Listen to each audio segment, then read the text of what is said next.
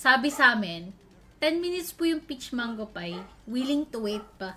So, pinag-decide ko siya kasi siya naman yung nagda-drive, di naman ako. Dahil lang, sobrang tagal na namin sa parking. I mean, pauwi na kami. Nag-away kami. Tapos,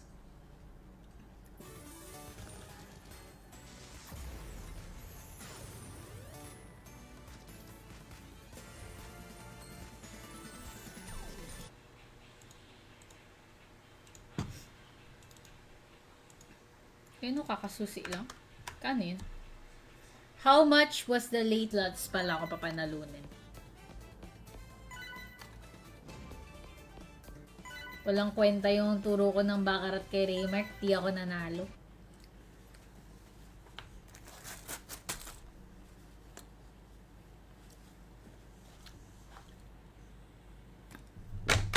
Sabi niya, sige daw, aantayin daw namin yung peach mango pie.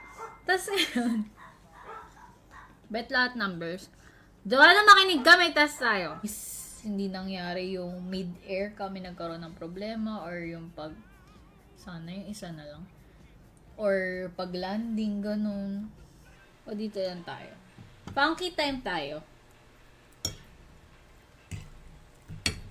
To funky time. So, ito na nga. Nung pauwi na kami, konting drive pa lang namin, meron kaming nadaanan na car accident kagabi. Queen, ano, bunker 3 times. Wala, manood ka na lang, Raymark.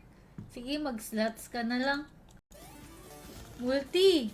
O yun, plus 5. Naku po, ang daming multi. Walang combo. Bakit kasi peach mango pie pa? Pero ito, guys. O, diba? Charge sa kanila. Kaya nagkakagulo sila. Kanino yung matcha-charge? Yung peach mango pie na nabigyan nila sa iba. Kaya sabi niya, wag daw maglalabas pag gabi. So, di na ako lalabas sa gabi. Hindi na rin ako lalabas sa umaga. No? 40K? Tangay na, lumabas siya. Tignan natin. Gagi no.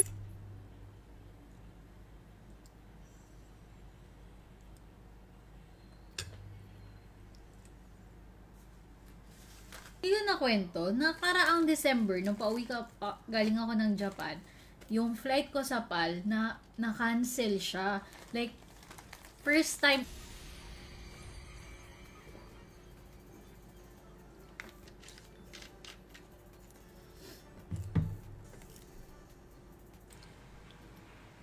Lakas ng tulak. 2 bar na lang.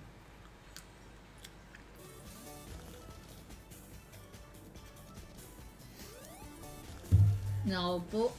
4 na lang. Kung it's lang. Tayo sa yellow. 23 times 4. Tapos may 92 na agad. Tapos may naiwan pa kami. Parang sabi, baka lasing din sila kaya ganun kabilis yung patakbo nila. So dahil sa peach mango pa, 'di ba pinabili ko siya ng Coke tsaka ng sundae. Pagpasok niya doon, nagkakagulo pala doon kasi yung peach mango pie na dapat para sa mango pie. Eh yung sasakyan nila, kagaya din ng sasakyan namin. Sayang, 4X disco. Sayang, bar. Sayang.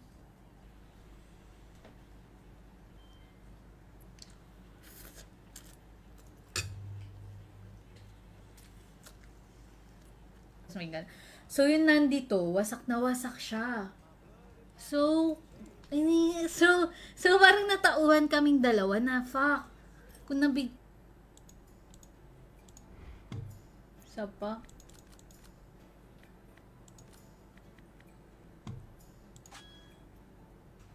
Pero ang taas ng multiplier niya.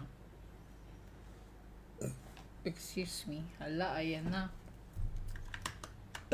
Nabati na. Ang anong compensation binigyan nila kami na bago kami i-deplane, pinakain nila kami sa plane. Pagkababa na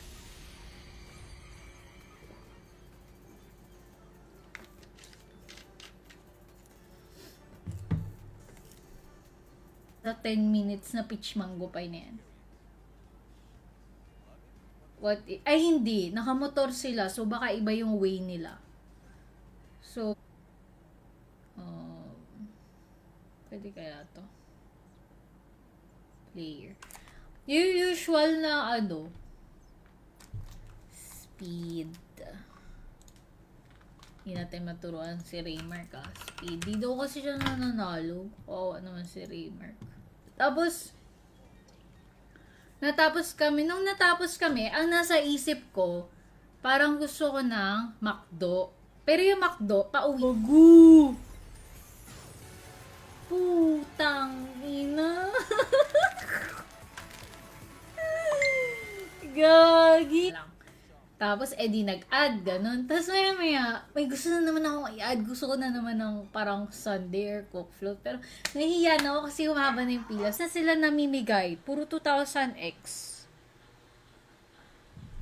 Yan natin, kung mamimigay pa sila. Ano ba lalaroin natin, guys? Hindi ko rin alam kung may live ako bukas, Anton. Anong oras ka available? Liitan muna natin. 2.5 lang. 2.5. 13. Ang kunat. Wala. Ayaw. So, may mga araw talagang ganon. Plus 1. Na nag-aalaga sa kanya. Nakagat niya. Tapos, diyan ka ba, Anton? Remark, ha? Bago siya. Tapos, etong nakagat, si Shotty. Gusto niya ng Jollibee. Uy, funk. Not bad times. So, ito tuloy. Nandito ako ngayon.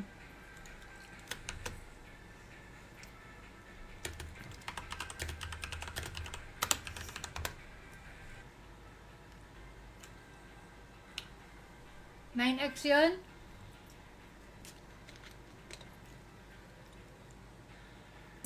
Hindi nangyari yung mid-air kami nagkaroon ng problema or yung sana yung isa na lang or pag landing ganun tuloy ulit. Pero parang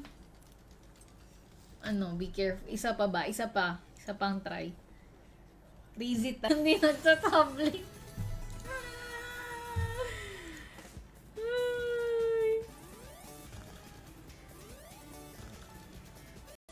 Sabi ko yung tubig eh.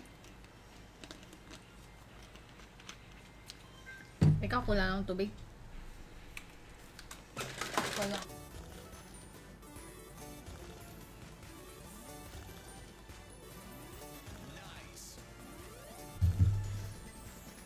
Tumaba siya. So, kung mas malaki yung bet ko, greedy na ako. Grabing ba? Hi! Hi, Joanne and Joshua. Kung alam ko may live pa tayo bukas, guys.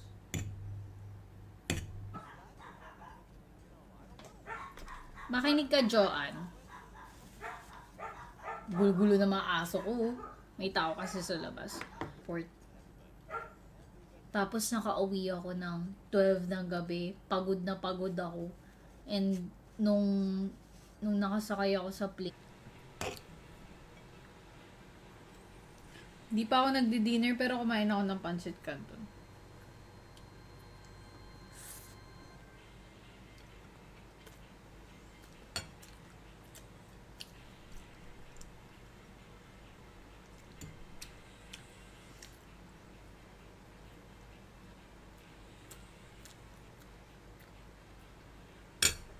Ano mga New Year's resolution nyo, guys? Wag naman sana. Bumaba. Pumunta ka sa gitna, boy. Buti na lang, nakita nila na may